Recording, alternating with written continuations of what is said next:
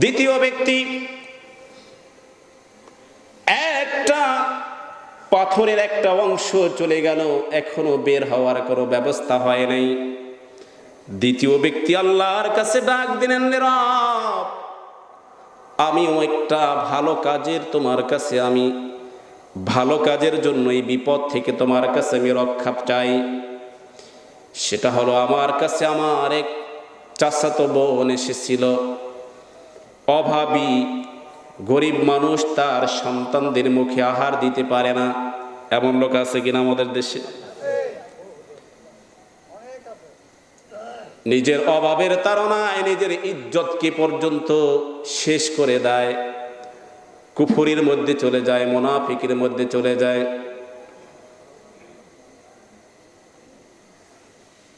এই ব্যক্তি আল্লাহর সামনে আল্লাহকে সাক্ষী রেখে ডাক দিলেন, রব,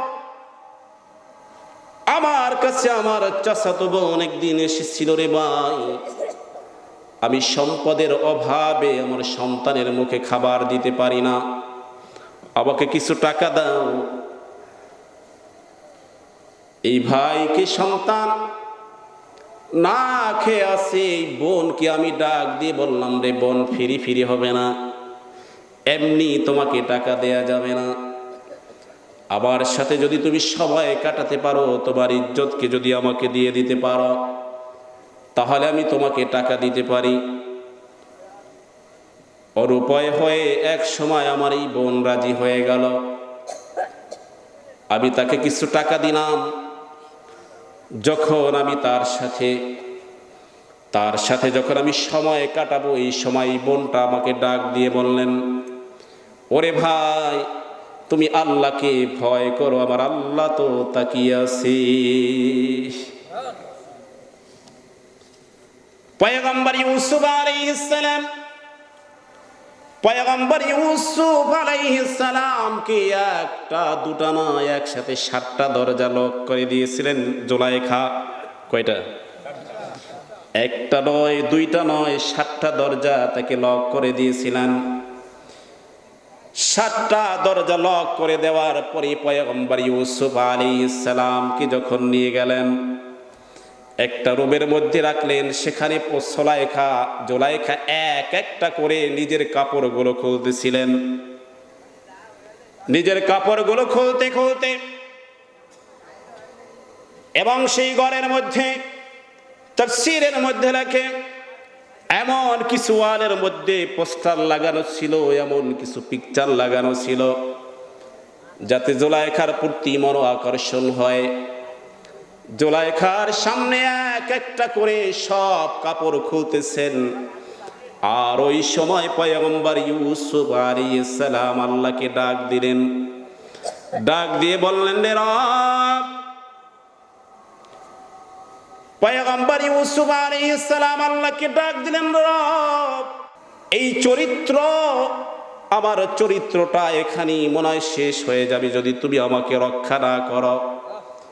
তাফসীরের মধ্যে আসে, এই সময় পয়গম্বর ইউসুফ আলাইহিস সালামের বাবা, পয়গম্বর ইউসুফ আলাইহিস সালামের বাবার যেন একটা কানের আওয়াজ ইউসুফ আলাইহিস সালামের কানে ভেসে আসলো, রে সন্তান,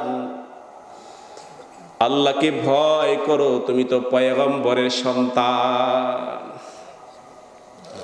আল্লাহ তাকে রক্ষা করলেন। পয়গম্বর ইউসুফ আলাইহিস সালাম আল্লাহকে ডাক দিলেন। আল্লাহকে ভয় করার কারণে আল্লাহ রাব্বুল আলামিন জিবরাইল আলাইহিস সালামকে পাঠিয়ে দিলেন, রে পয়গম্বর, আপনি একটা দৌড় দেন, এক এক করে 7টা দরজা খোলায় দিবে আল্লাহ। আল্লাহকে সব সময় সব অবস্থায় যদি তাকওয়ার স্থনটা অন্তরের মধ্যে থাকে, আল্লাহ আপনাকে হাজারো বিপদ থেকে আল্লাহ আপনাকে রক্ষা করবে, ঠিক কিনা?